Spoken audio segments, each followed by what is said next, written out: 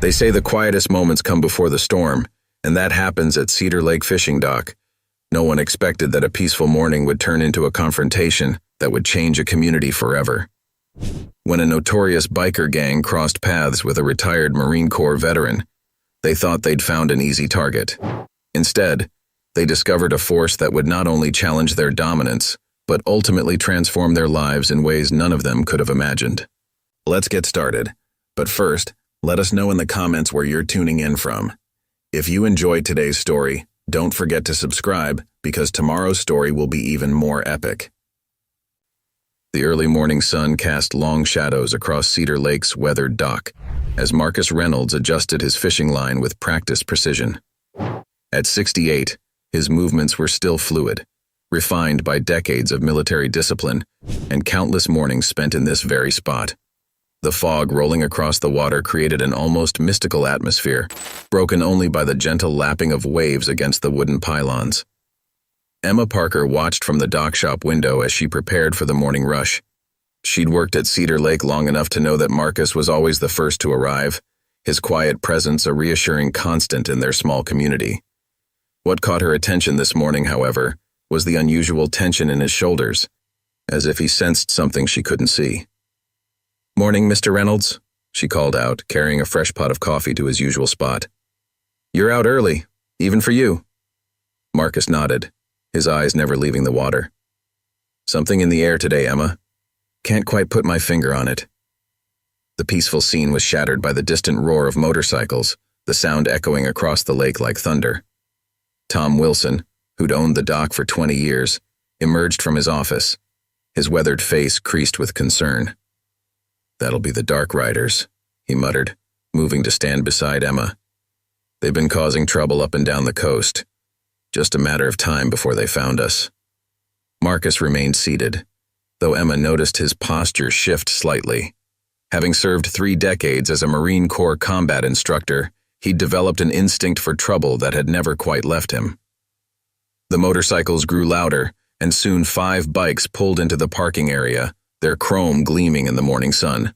Jake "Cobra" Cooper, the gang's leader, cut his engine first, surveying the dock with obvious disdain.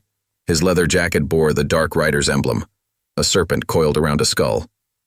"Well, well," Cobra called out, his voice carrying across the quiet morning. "What do we have here? A little fisherman's paradise?" Thunder, his massive second-in-command, chuckled as he dismounted his bike. "Looks more like a retirement home to me." The other fishermen who'd arrived early began packing their gear, casting nervous glances toward the bikers. They'd heard stories about the Dark Riders, how they'd terrorized other local businesses, how they'd turned peaceful places into their personal playgrounds. Marcus didn't move.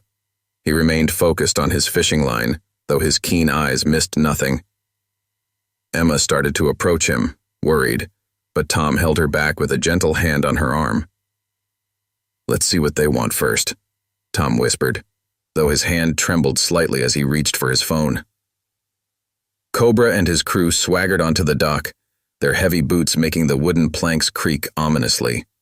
The morning mist seemed to part around them as they approached Marcus, who continued fishing as if he hadn't noticed their arrival.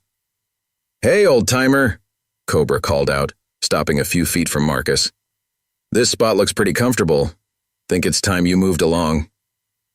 Marcus slowly reeled in his line, his movements unhurried and precise. When he spoke, his voice was calm but carried the weight of authority that came from years of command. "Plenty of room on the dock," he said, still not looking at Cobra. "Find your own spot."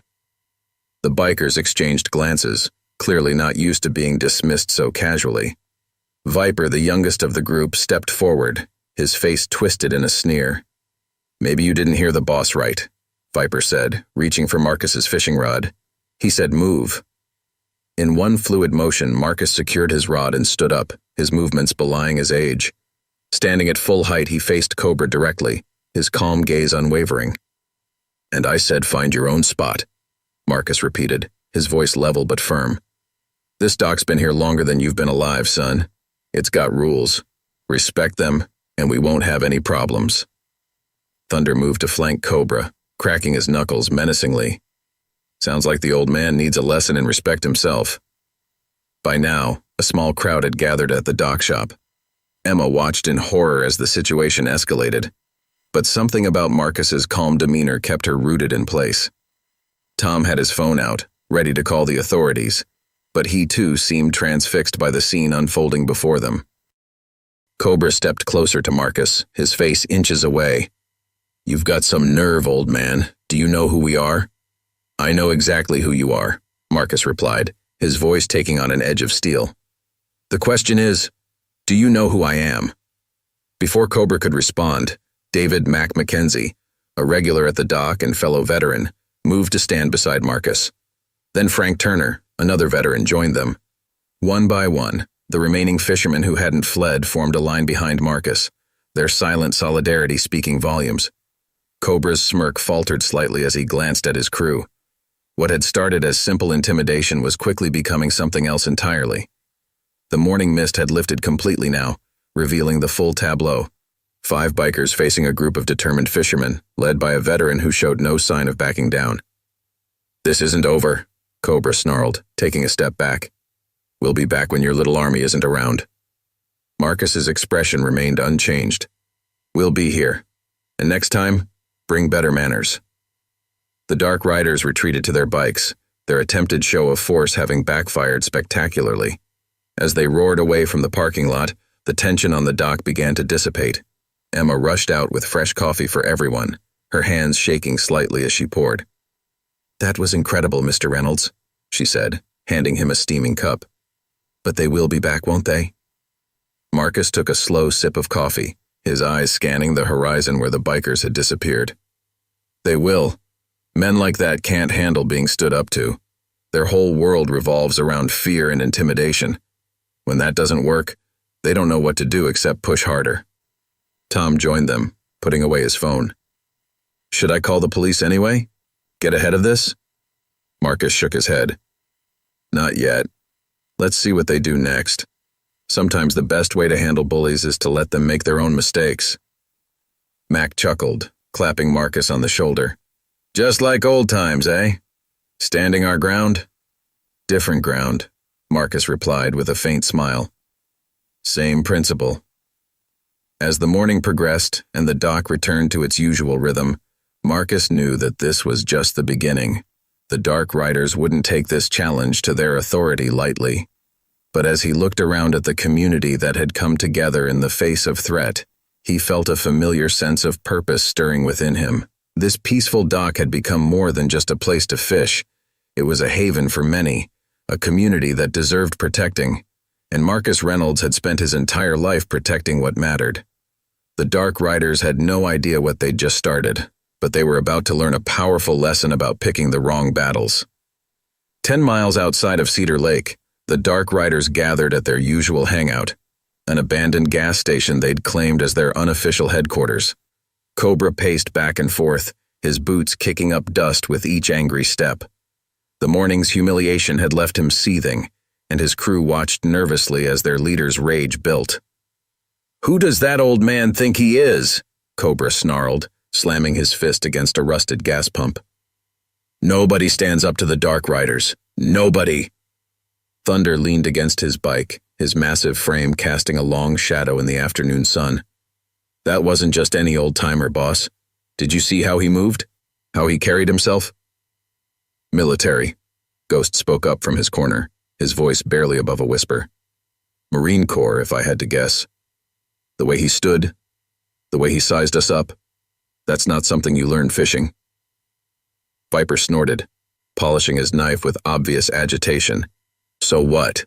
There's 5 of us and 1 of him. We go back tonight, show him what happens when you mess with us." Cobra stopped pacing, a cruel smile spreading across his face. "No, not tonight. We're going to do this right. That dock is prime territory, isolated, cash business, perfect for our needs. But first, we need to send a message." Meanwhile, back at Cedar Lake, Marcus sat in Tom's office, discussing the morning's events. Emma had joined them, bringing fresh coffee and concern etched on her young face. "I've seen their type before," Marcus explained, his voice calm but serious. "They're looking for easy targets, places they can control through fear, Once they get a foothold, they don't let go easily.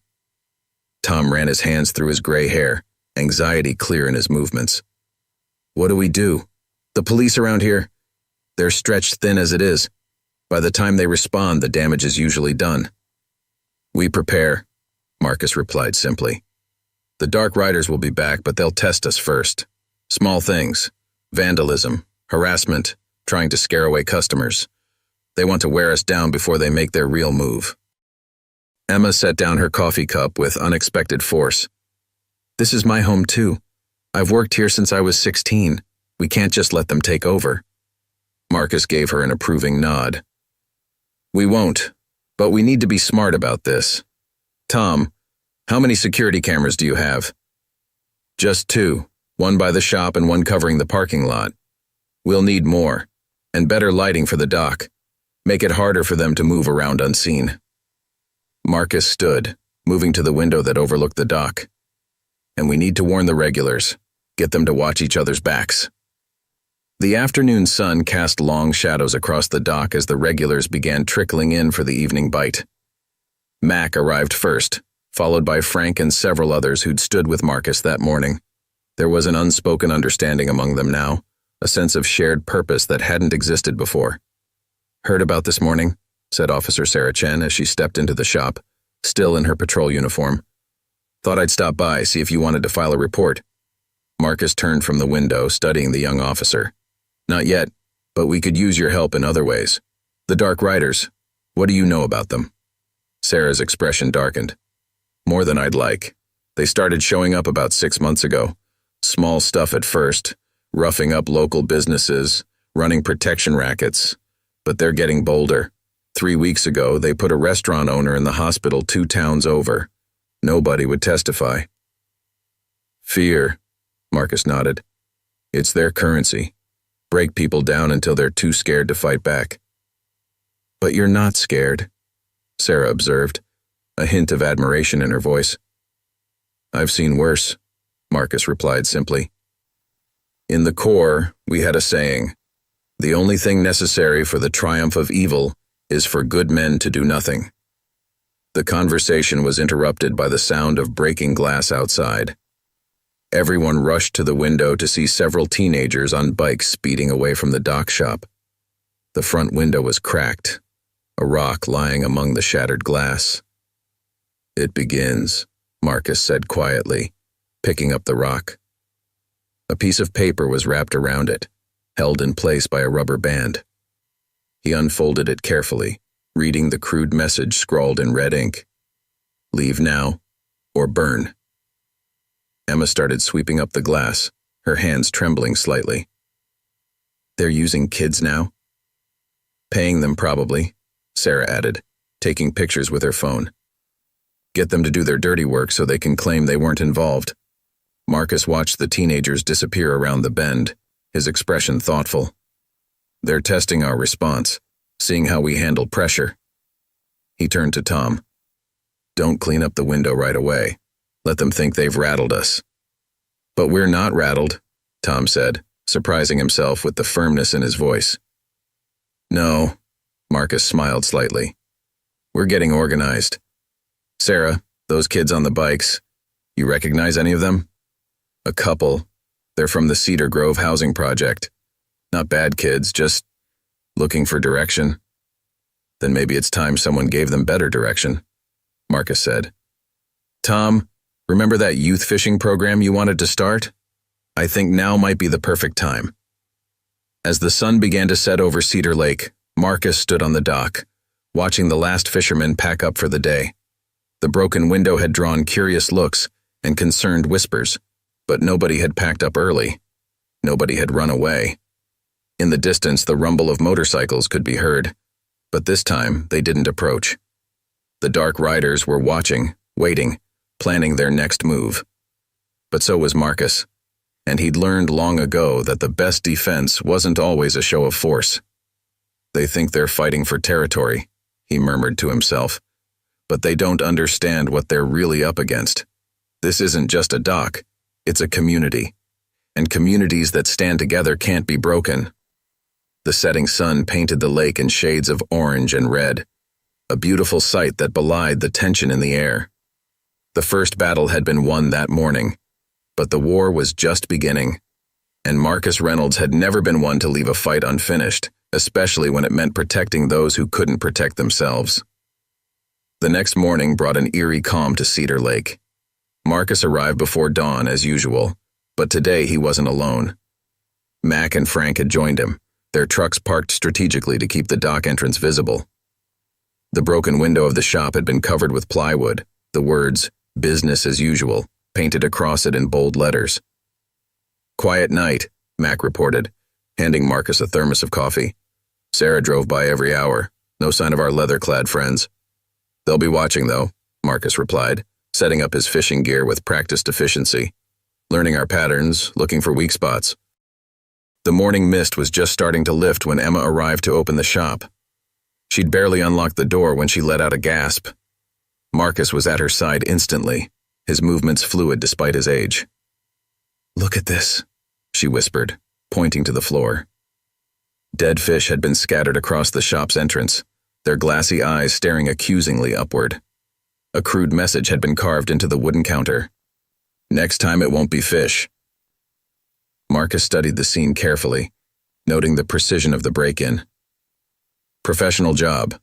They picked the locks, disabled the cameras. This wasn't kids. Tom arrived moments later, his face reddening with anger as he surveyed the damage. "That's it. I'm calling the police." "Wait." Marcus held up his hand. "Sarah already knows. She's giving us some time to set things up first." "Set what up?" Emma asked, already starting to clean up the mess. Marcus smiled slightly. "A welcome party. Tom, remember those extra cameras we talked about? Time to install them, but not where they'll expect." Throughout the morning, more regulars arrived, each offering help in their own way. Bill Henderson, a retired electrician, worked on upgrading the dock's lighting system. Mike Chen, Sarah's brother, and a local IT specialist, set up motion sensors and hidden cameras in spots that would be hard to detect. Around noon, a group of teenagers rode by on their bikes, the same ones from yesterday. This time, however, they slowed down, watching the activity with obvious curiosity. Marcus approached them, his manner friendly but direct. "You boys like to fish?" The oldest teen, trying to look tough, shrugged. "Maybe. What's it to you?" "Well, we're starting a youth program here. Free lessons, gear provided. Even got some tournament prizes lined up." Marcus gestured to the dock. "Beats running errands for people who don't care about your future." The teens exchanged uncertain glances. Marcus could see the wheels turning in their heads, weighing the Dark Rider's money against a legitimate opportunity.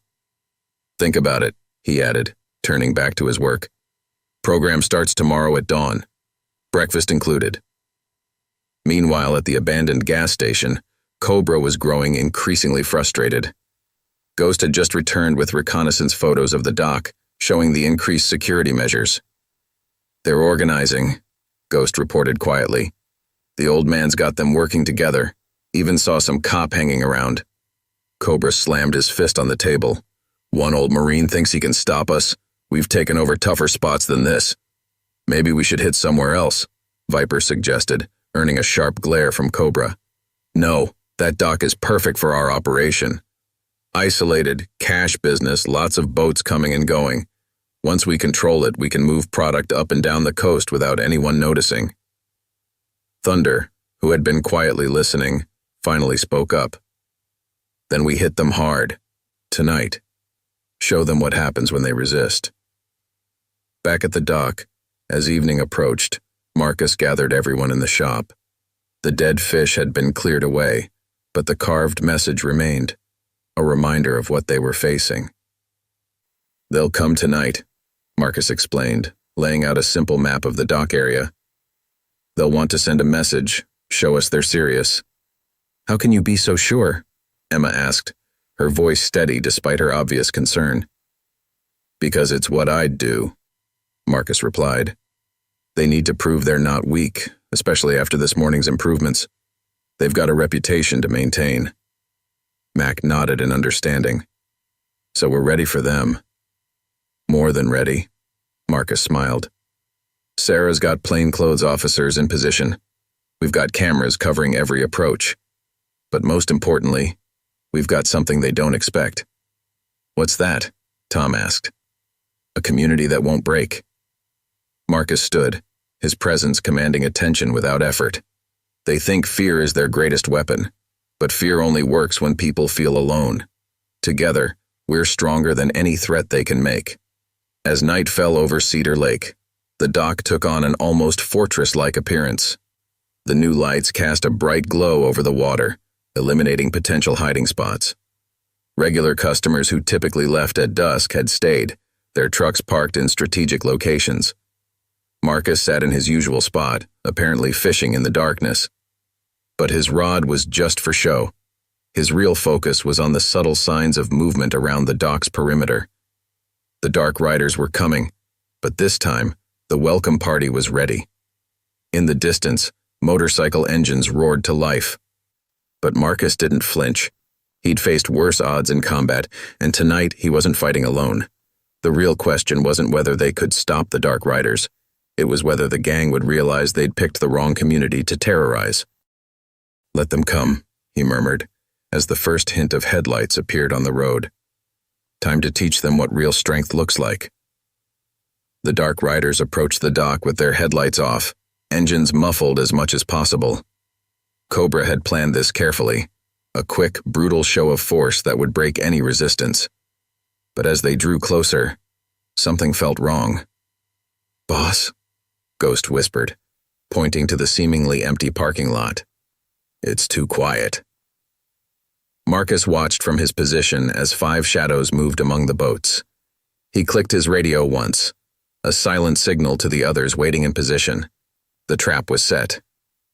Suddenly, the dock's new lighting system blazed to life, flooding the area with brilliant white light. The Dark Riders found themselves exposed, caught in the open like actors on a stage. "Welcome back," Marcus called out, his voice carrying across the water. "Figured you'd try something like this." Cobra squinted against the glare, his face twisting with rage as he spotted Marcus. "You think some lights are going to stop us, old man?" "The lights? No." Marcus stood slowly, deliberately. "They're just so everyone can see what happens next." As if on cue, trucks started up around the perimeter of the property. The Dark Riders found themselves surrounded by a wall of vehicles, each one occupied by members of the dock community. From behind the boats emerged Sarah Chen and 3 other officers, weapons drawn. "This is private property," Sarah announced clearly. "You're trespassing." Thunder moved to pull something from his jacket, but Marcus's voice cut through the tension like a knife. "I wouldn't. Not unless you want to add assault on a police officer to trespassing." Cobra looked around wildly, realizing how completely they'd walked into a trap. "This isn't over," he snarled. "Actually," Marcus stepped closer, his movements casual but purposeful. "It is. You've got 2 choices now. Choice 1, you leave, permanently, and find somewhere else to cause trouble. Choice 2, you resist, and Officer Chen here adds a few more charges to that trespassing citation." Viper, young and hot-headed, started forward. "You think we're scared of—" His words were cut off as Marcus moved with explosive speed, closing the distance between them in a blur. Before anyone could react, Viper was on his knees, his arm locked behind him in a hold that looked deceptively gentle, but had the young biker gasping in pain. "That's just a taste," Marcus said quietly, releasing Viper with a small push. "I've got 30 years of combat training and nothing but time to practice. Want to see what else I remember?" The other Dark Riders stood frozen, their earlier bravado evaporating in the face of Marcus's casual display of skill. Even Cobra seemed unsure, his usual sneer replaced by something closer to worry. "Fine," Cobra spat finally. "We're leaving, but this isn't—" "Choose your next words carefully," Marcus interrupted, his voice taking on an edge of steel. "Because if anything happens to this dock or anyone here, if so much as a fishing line goes missing, I'll assume it was you. And then I'll show you what a Marine Corps combat instructor really knows." The threat hung in the air, made more potent by Marcus's calm delivery. One by one, the Dark Riders backed away to their bikes. Only Ghost lingered for a moment, studying Marcus with what might have been respect before following his companions. As the sound of motorcycles faded into the night, the dock community began to relax. Sarah holstered her weapon, shaking her head with a smile. "That was quite a show, Mr. Reynolds." "Sometimes the best fights are the ones you prevent," Marcus replied, watching the retreating bikers. "But they're not done yet. This was too easy." Tom approached, his face a mix of relief and concern. "You really think they'll be back? After all this?" "They have to," Marcus explained, gathering everyone around. "Their whole reputation is built on fear. If word gets out that they back down, other communities might start standing up to them. They can't allow that." Emma, who had been watching from the shop doorway, joined them. "So what do we do now?" "We get ready," Marcus said simply. "They'll regroup, plan something bigger, but now they know we're not easy targets. That'll make them sloppy, desperate." Mac chuckled darkly. "Desperate men make mistakes." "Exactly," Marcus nodded. "And when they do, we'll be ready." The group spent the next hour securing the dock and making plans. Sarah took statements from witnesses and documented everything, building a case file that would be ready if needed. The teenagers who had been working for the Dark Riders watched from a distance, clearly impressed by how the community had handled the gang. As the adrenaline wore off, people began to drift home, but there was a new energy in their movements, a sense of pride and purpose that hadn't been there before. They'd stood together and won the first real battle. Marcus remained at his usual spot, watching the water long after everyone else had left. He knew the Dark Riders wouldn't take this humiliation lightly. Their next move would be calculated, designed to shatter this newfound unity. But as he sat there, planning and preparing, Marcus couldn't help but smile. The Dark Riders thought they were fighting for territory, for respect. They didn't understand that they'd awakened something far more powerful, a community's will to protect its own. "Come on back, boys," he murmured to the darkness. "Let's see what else you've got to learn." The night settled into silence, broken only by the gentle lapping of waves against the dock. Tomorrow would bring new challenges, but for now, Cedar Lake had won its first victory. The real war, however, was just beginning. 3 days passed without any sign of the Dark Riders. The dock's new youth program had started successfully, with 6 teenagers, including some who had previously worked for the gang, learning the basics of fishing under Marcus's patient guidance. "Keep your line steady," Marcus instructed, watching as Joey, the oldest of the group, struggled with his cast. "It's not about strength, it's about control." Emma watched from the shop, smiling at how quickly the teens had taken to Marcus's teaching style.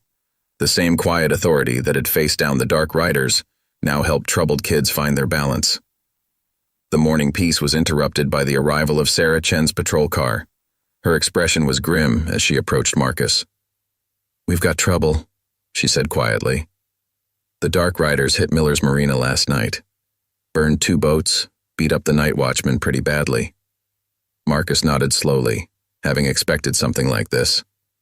"Sending a message. Miller's is what, 10 miles south?"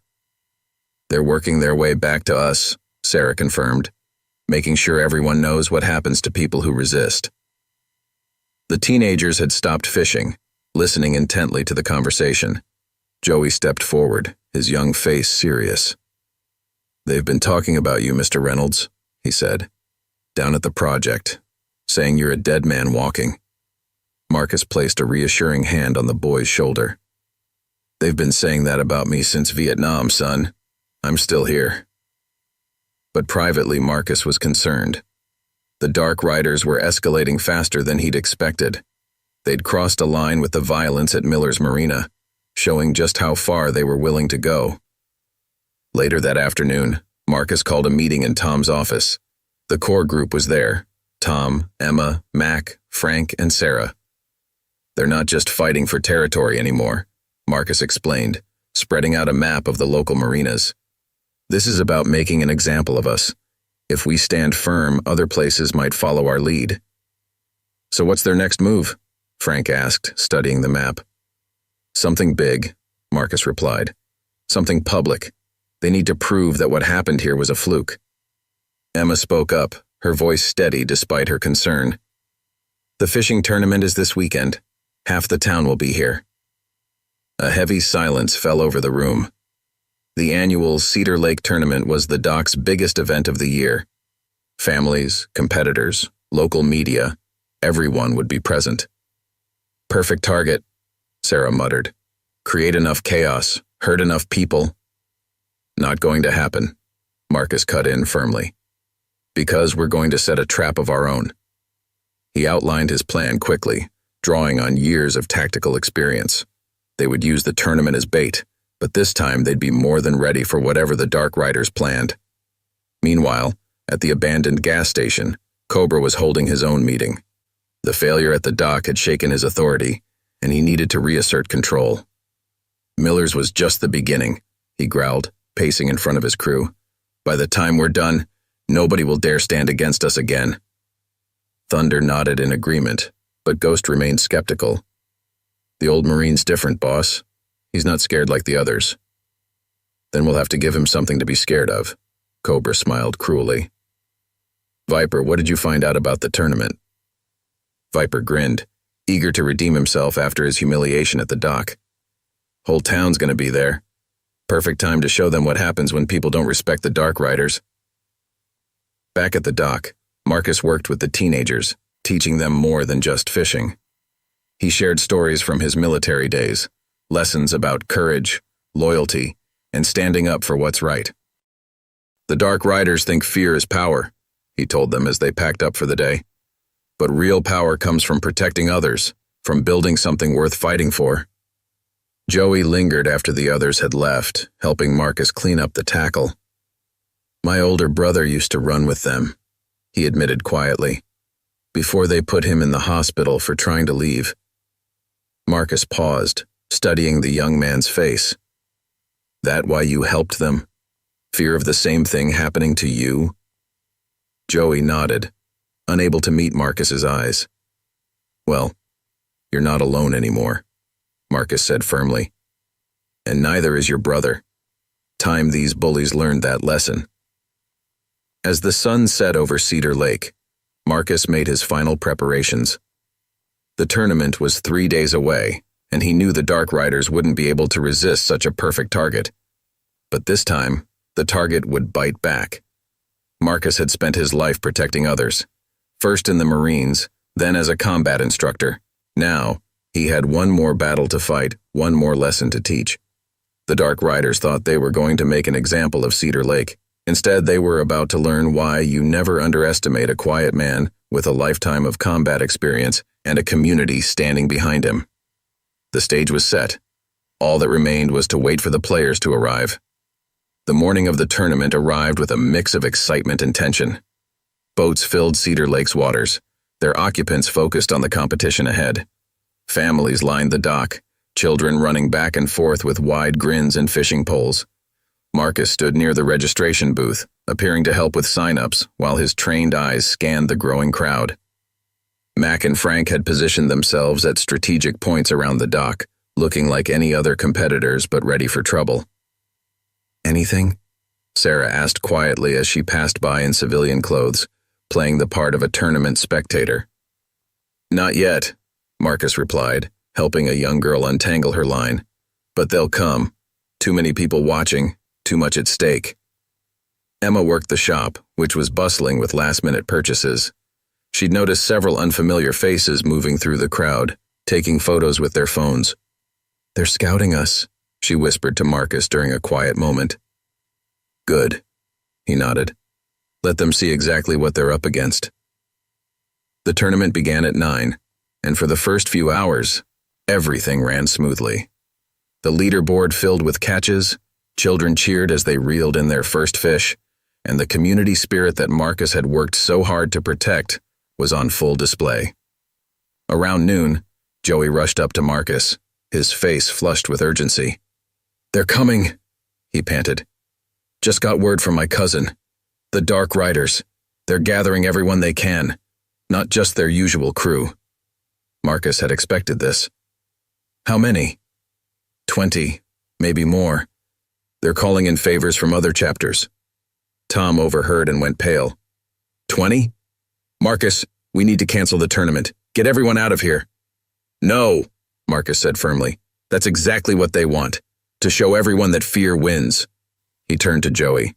Get the other kids from the program. You know what to do. The teenagers who'd been part of Marcus's youth program began moving through the crowd, quietly spreading the word to the dock regulars. Parents gathered their children closer, boat owners checked their moorings, and in subtle but organized preparation began.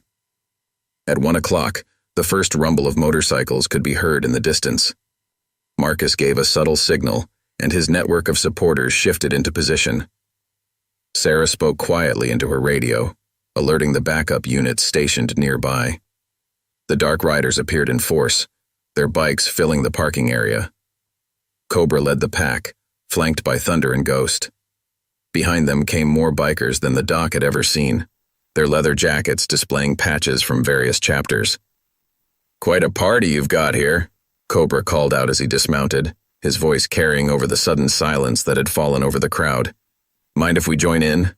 Marcus stepped forward, positioning himself between the bikers and the gathered families. Tournament's closed to new entries, he said calmly. But you're welcome to watch from the parking lot. A ripple of laughter went through the gang, but it died quickly as they noticed something odd. The crowd wasn't running. Parents were moving their children back, yes, but they weren't panicking. The dock regulars were standing their ground, forming a quiet line behind Marcus. Cobra's smirk faltered slightly. This wasn't the chaos he'd expected to create. Maybe we'll make our own tournament, he sneered. See how many of these nice boats we can sink. I wouldn't, Marcus replied, his voice carrying clearly across the dock. Because in about 30 seconds, you're all going to have some decisions to make. As if on cue, police sirens wailed in the distance. But more importantly, the crowd behind Marcus had grown. The teenagers from his program had emerged, phones raised, live streaming everything. Local news crews that had been covering the tournament turned their cameras toward the confrontation. See, you made 3 mistakes, Marcus continued, walking slowly toward Cobra. First, you thought fear was enough to control people. Second, you thought a community would break under pressure. He stopped, his eyes locked on Cobra's. But your biggest mistake? You didn't do your homework on who you were dealing with. Multiple police cars pulled into the parking area, boxing in the motorcycles. Sarah emerged from the crowd, badge displayed, along with several other officers who had been disguised as tournament participants. Last chance, Marcus said quietly. Leave now.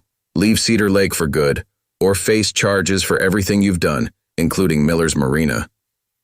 Cobra's face contorted with rage. You set us up. No, Marcus corrected him. You did that yourself. We just made sure everyone would be watching when you showed your true colors.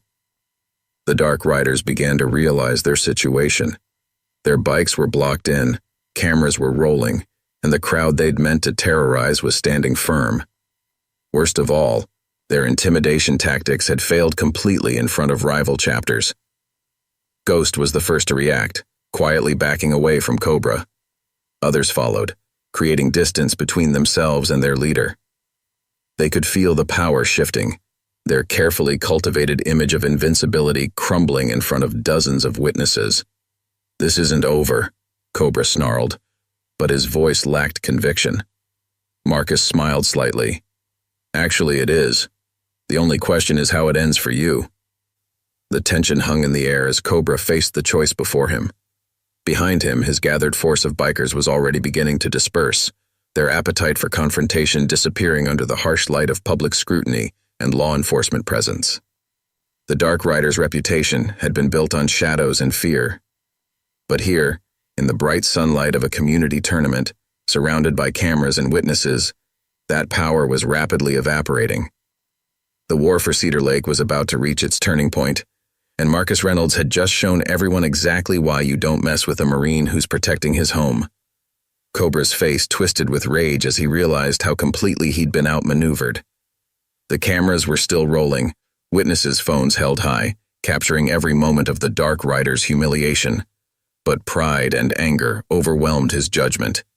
"Take them!" he screamed, launching himself at Marcus with blind fury. What happened next would be talked about in Cedar Lake for years to come. Marcus moved with a speed that belied his age, stepping slightly to the side as Cobra charged past. In one fluid motion, he caught Cobra's arm, redirecting the biker's momentum. Cobra found himself face down on the dock, his arm locked behind him in a hold that looked effortless but felt like steel. "That's one," Marcus said calmly. "Who's next?" Thunder moved forward, but Sarah's voice cut through the tension. "Police! Don't move!" The situation devolved into chaos. Some of the Dark Riders tried to reach their bikes, only to find them blocked by police vehicles. Others, seeing their leader subdued so easily, began to surrender.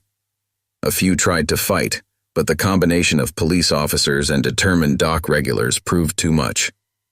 Ghost, showing more wisdom than his companions, simply raised his hands and backed away. "We're done," he called out to his fellow riders. "Stand down." Marcus kept Cobra pinned, applying just enough pressure to maintain control without causing injury. "You never learned the most important lesson," he said quietly, so only Cobra could hear. "Real strength isn't about making people fear you. It's about giving them something worth fighting for."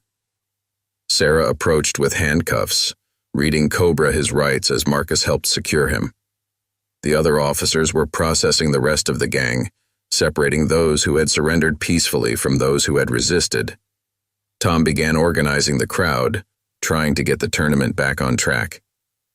"Show's over, folks. Let's get back to fishing." But nobody moved.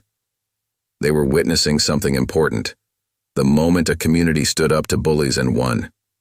Parents were already telling their children, "Remember this day." The teenagers from Marcus's program stood tall, proud to have been part of something bigger than themselves. Emma approached Marcus as the last of the Dark Riders were being loaded into police vehicles. "That was amazing," she said. "But how did you know they'd react this way?"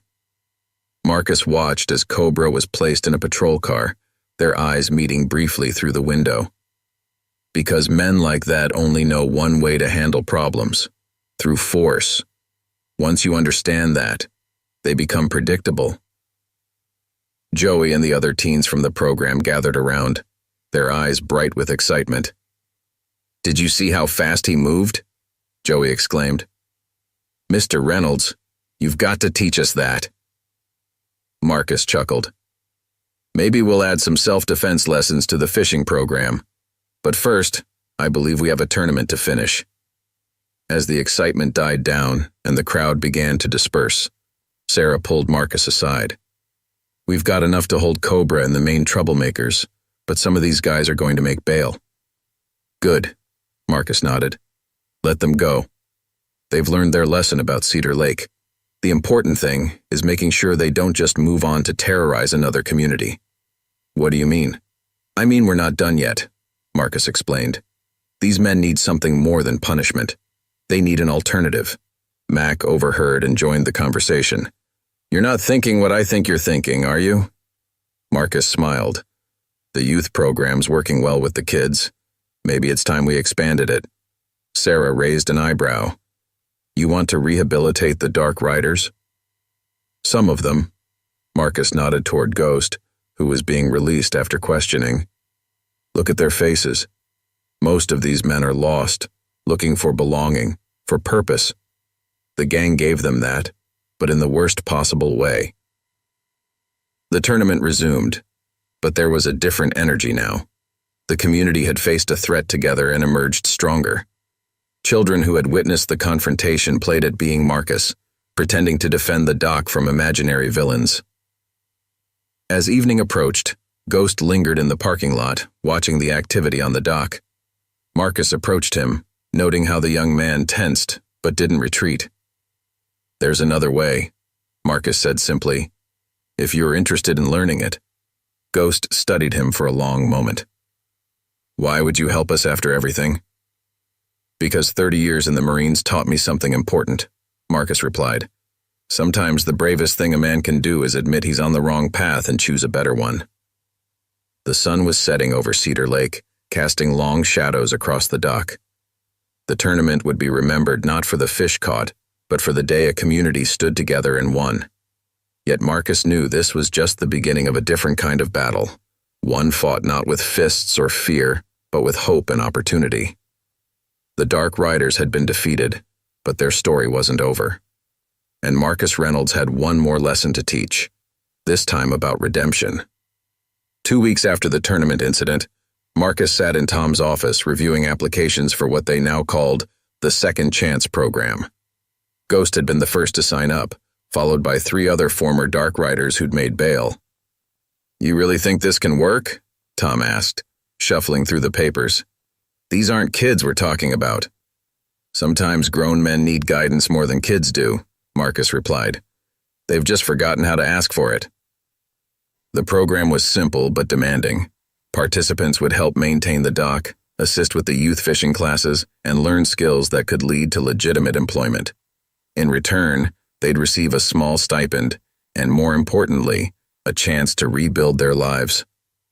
Emma knocked on the door, poking her head in. "Ghost is here for his first shift, and you might want to see this." They stepped outside to find Ghost standing awkwardly by the shop, no longer wearing his leather jacket. Instead, he wore a plain work shirt and jeans. More surprisingly, he wasn't alone. 2 other former riders, Tank and Wheels, waited nearby. "They want to sign up too," Ghost explained quietly. "Word got around about what you're offering." Marcus studied the men carefully. He could see the uncertainty in their postures, the way they tried to maintain their tough facades while clearly feeling out of place. But he also saw something else. Hope. "First rule," Marcus said, approaching them. "We use real names here, no more road names." Ghost nodded. "Steve," he said. "My name's Steve Anderson." Tank stepped forward. "Mike Peterson." "James Wheeler," the third man added. "But everyone's always called me Wheels." "James will do fine," Marcus smiled slightly. "Welcome to Cedar Lake. Real work starts now." The men were put to work immediately. Steve and Mike began repairing dock planks under Frank's supervision, while James helped Emma organize the shop's inventory. The regulars watched cautiously at first, but as the day progressed, the tension began to ease. Around noon, Joey and the other teens from the youth program arrived for their fishing lessons. They stopped short when they saw the former bikers working. "It's okay," Marcus assured them. "They're part of the community now, or at least they're trying to be." Steve looked up from his work, meeting Joey's gaze. There was a moment of recognition. The man who had once intimidated the neighborhood now sweating under the sun, earning an honest day's pay. "Need some help with that cast?" Steve asked hesitantly, noticing Joey struggling with his line. Joey glanced at Marcus, who nodded encouragingly. Yeah, maybe I do." The interaction was awkward at first, but Steve's knowledge of fishing, learned in his own youth before the gang life claimed him, proved genuine. Soon, other teens were gathering around, listening to his tips. Sarah Chen arrived in the afternoon, out of uniform but still carrying her authority. She watched the scene with a mix of skepticism and hope. "Cobra's trial is set for next month," she informed Marcus quietly. "He's facing serious time for the Millers Marina assault. Most of the hardcore members are going down with him. And the others? Out on bail, lying low. Some have left town. But these 3," she nodded toward Steve, Mike, and James. "They're actually showing up for their court-mandated counseling. Their lawyers are talking about plea deals, community service." Marcus nodded. Sometimes people just need to see another path. As the day wound down, the 3 men gathered their tools, looking tired but somehow lighter than they had in the morning. Steve lingered, watching the sunset over the lake. "Why are you really doing this?" he asked Marcus. "After everything we did." "Because everyone deserves a second chance," Marcus replied. "But more importantly, because change has to start somewhere." "Why not here?" Steve considered this. The others, some of them are interested, but they're scared. Not of you, but of changing, of failing. Failure's part of learning, Marcus said. The only real failure is not trying at all. As Steve left, Marcus watched him walk to his car, not the motorcycle he'd arrived on 2 weeks ago. Small changes, but significant ones. The sun set over Cedar Lake, painting the water in shades of orange and gold. The dock was quiet now, but it was a different kind of quiet than before. Not the tense silence of a community under siege, but the peaceful calm of a place where healing had begun. Tom joined Marcus on the dock. You know, when you first suggested this program, I thought you were crazy. Maybe you still are. Marcus chuckled. Maybe. But sometimes the craziest ideas are exactly what's needed. They've got a long way to go, Tom observed. We all do, Marcus replied. But they've taken the first step. That's usually the hardest part. The water lapped gently against the dock pilings, a rhythmic sound that had become synonymous with peace for Marcus. The Dark Riders had tried to take this place by force, never understanding that its real strength lay not in who could control it, but in who could help it grow. Tomorrow would bring new challenges, new opportunities for both success and failure. But for now, Cedar Lake had not only stood up to bullies, it had begun to transform them. And that, Marcus knew, was a victory worth more than any battle. A month into the Second Chance program, changes at Cedar Lake were becoming evident. Steve, Mike, and James had become familiar faces, their presence no longer drawing wary looks from the regulars. 5 more former riders had joined the program, each slowly finding their way back into legitimate society. One morning, Marcus arrived to find Steve already at work, teaching Joey's younger brother how to tie fishing knots. The sight made him pause. The former enforcer of the Dark Riders now gently guiding small hands through the intricate movements. He's got a real talent for teaching, Emma observed, joining Marcus. Who would have thought? Before Marcus could respond, a commotion erupted from the parking lot. A group of bikers, not Dark Riders, but another gang, had pulled in. Their leather jackets bore the emblem of the Iron Legion, known rivals of the Dark Riders. Well, well, their leader called out, dismounting his bike. Heard this place had gone soft. Taking in strays now, are you? Steve straightened up, instinctively moving the kid behind him. Marcus stepped forward, but Steve raised a hand. Let me handle this, Steve said quietly. Please. Marcus studied him for a moment, then nodded. This was a test, not just of Steve, but of the program itself. Steve approached the Iron Legion members, his posture relaxed but alert. Place hasn't gone soft, he said clearly. It's gone straight. There's a difference. The Legion leader sneered. Ghost, right? Heard you turned rat after your boss went down. Name's Steve now, he corrected calmly. And nobody turned rat. We just found something better than gang life. Laughter rippled through the Legion members, but it died quickly as more dock workers emerged. Mike, James, and the others, standing unified but not aggressive.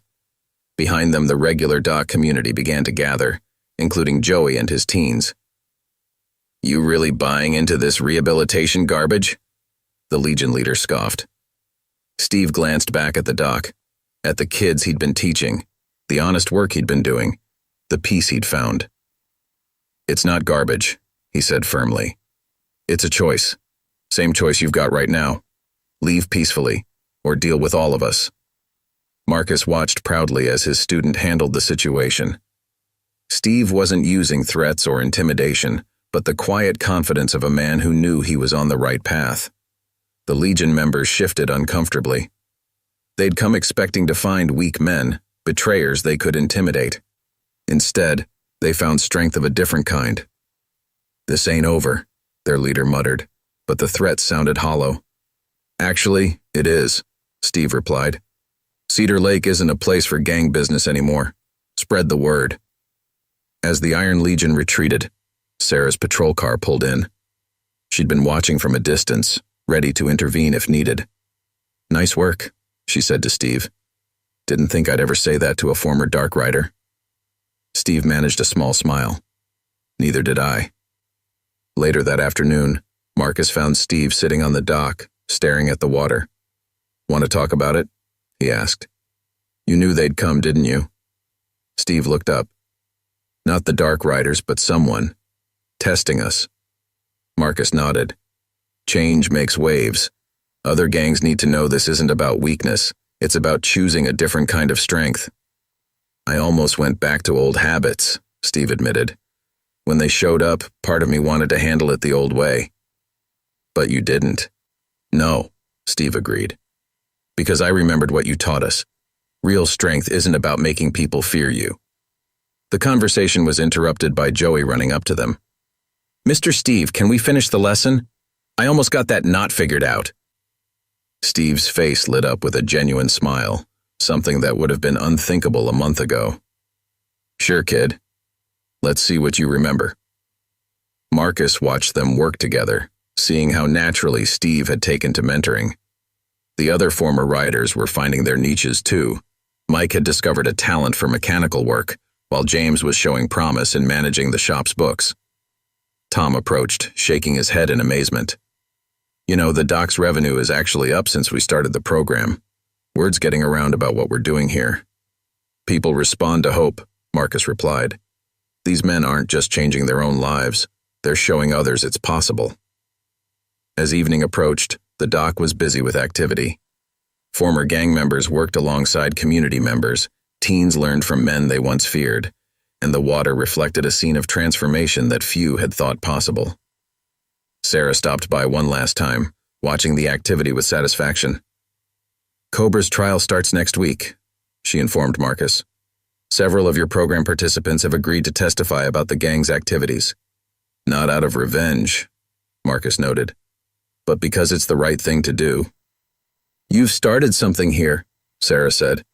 "Other communities are asking how they can set up similar programs."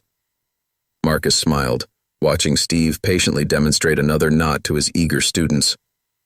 "We just showed them a different way. They did the hard part themselves."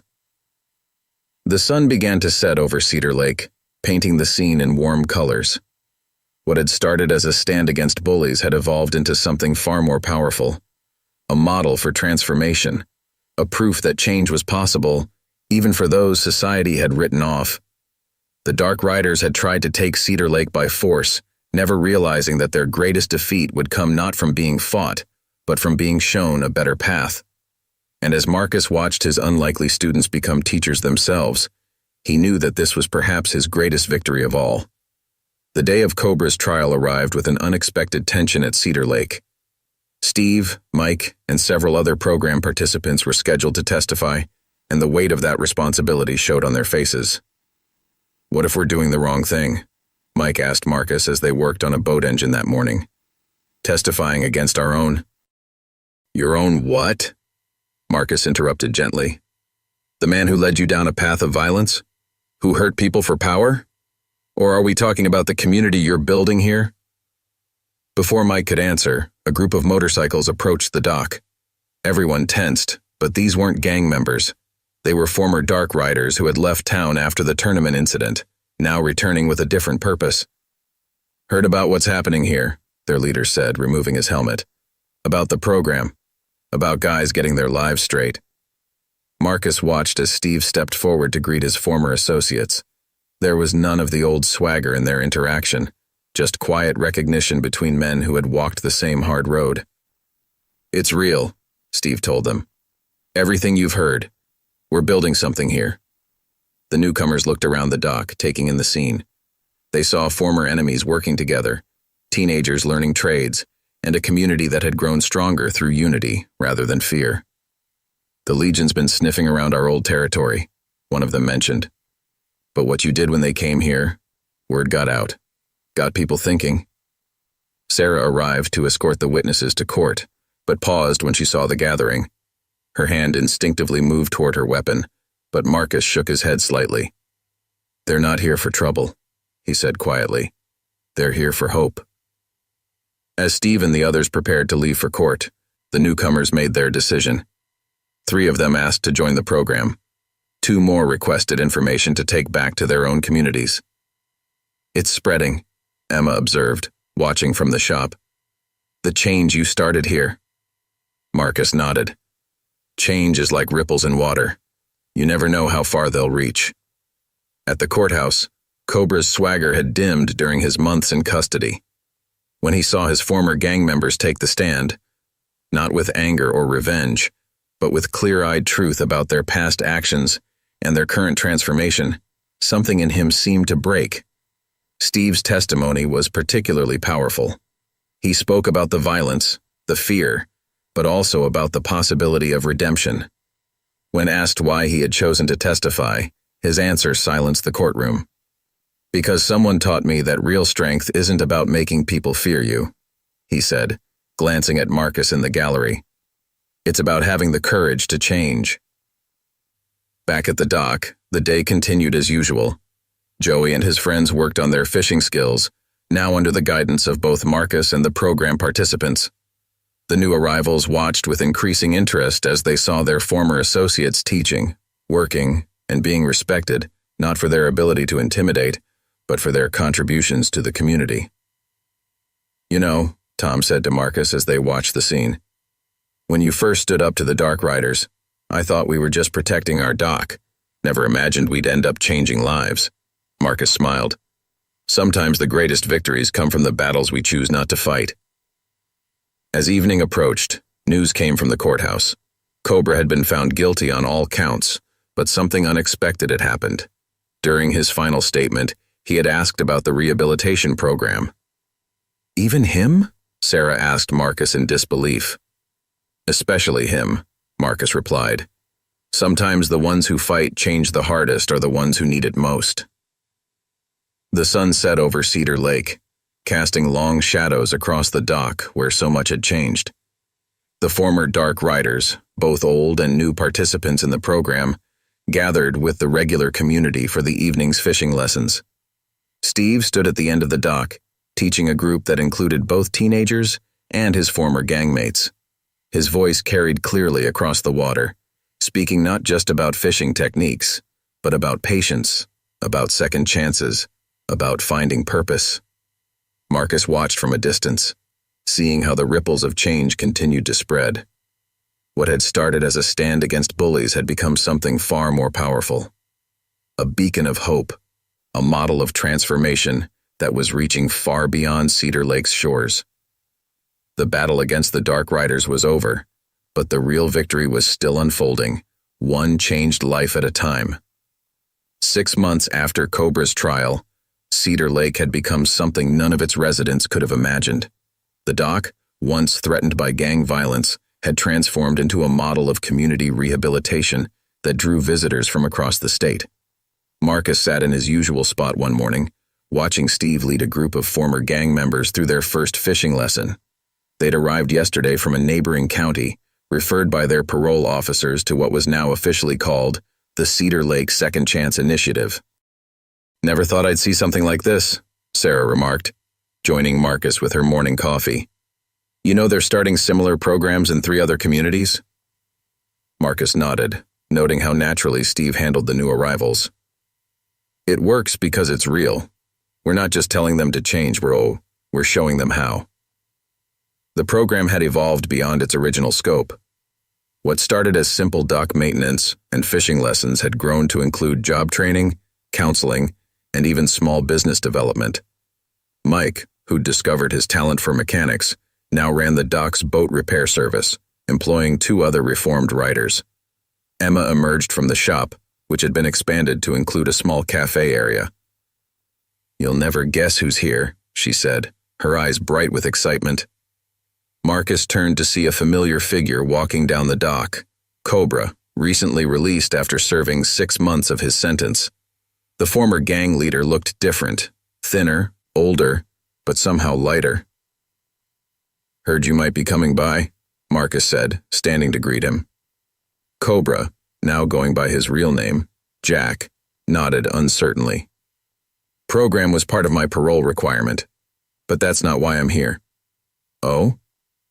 Been doing a lot of thinking inside, about strength, about leadership, about what you taught us without throwing a single punch. Steve had noticed Jack's arrival and approached cautiously. The two men regarded each other for a long moment before Steve extended his hand. "Welcome to Cedar Lake," Steve said simply. "Ready to learn something new?" The tension broke as Jack accepted the handshake. Around them, the dock continued its morning routine. Joey and his young friends prepared for a youth fishing tournament, now a monthly event that brought families from across the region.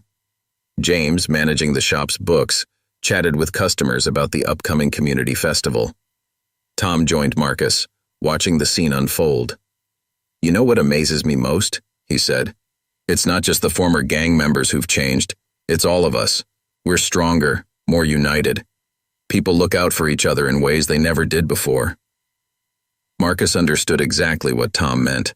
The Dark Riders had tried to take over Cedar Lake through fear, but in standing against them, the community had discovered something far more powerful: the strength that comes from lifting others up rather than pushing them down. As the day progressed, Marcus worked with Jack, showing him the basics of fishing, while quietly demonstrating the program's principles. "It's not about forgetting who you were," he explained. "It's about choosing who you want to become." The afternoon brought more visitors, reporters working on a story about community rehabilitation programs, social workers studying the Cedar Lake model, even a state representative interested in funding similar initiatives. "They all want to know the secret," Emma remarked, watching Marcus handle the interviews with his usual quiet dignity. "But it's not really a secret, is it?" "No," Marcus agreed. "It's just about believing in people's capacity to change and giving them the tools to do it." As evening approached, the dock hosted a graduation ceremony for the program's latest successful participants. 3 former gang members, including 2 who had once ridden with the Dark Riders, received certificates and job offers from local businesses. Steve, now the program's lead mentor, gave a speech that brought tears to many eyes. "A year ago, I thought strength meant making people fear you. Now I know it means having the courage to help them find their own strength." Marcus watched proudly as his first student had become a teacher in his own right. The ripples of change continued to spread, touching lives far beyond Cedar Lake's shores. The sun set over the water, painting the sky in brilliant colors. Marcus stood at the end of the dock, remembering that first confrontation with the Dark Riders. What had seemed like a simple stand against bullies had become something far more profound, a testament to the power of redemption, of community, of believing in second chances. Joey approached, carrying his fishing rod. "Mr. Reynolds, got time for one more lesson?" Marcus smiled, seeing in the boy's eyes the same hope he now saw in so many others. "There's always time for one more lesson, son. Always." As darkness fell, the dock lights reflected off the calm water, creating a peaceful glow. Cedar Lake had become more than just a place. It was a beacon of hope, a living proof that the greatest victories don't come from defeating enemies, but from transforming them into friends. The battle that had started with a confrontation on a quiet fishing dock had ended not with violence but with understanding. And in that understanding, something beautiful had grown, a community that stood together not in fear, but in hope, showing the world that it's never too late to choose a better path.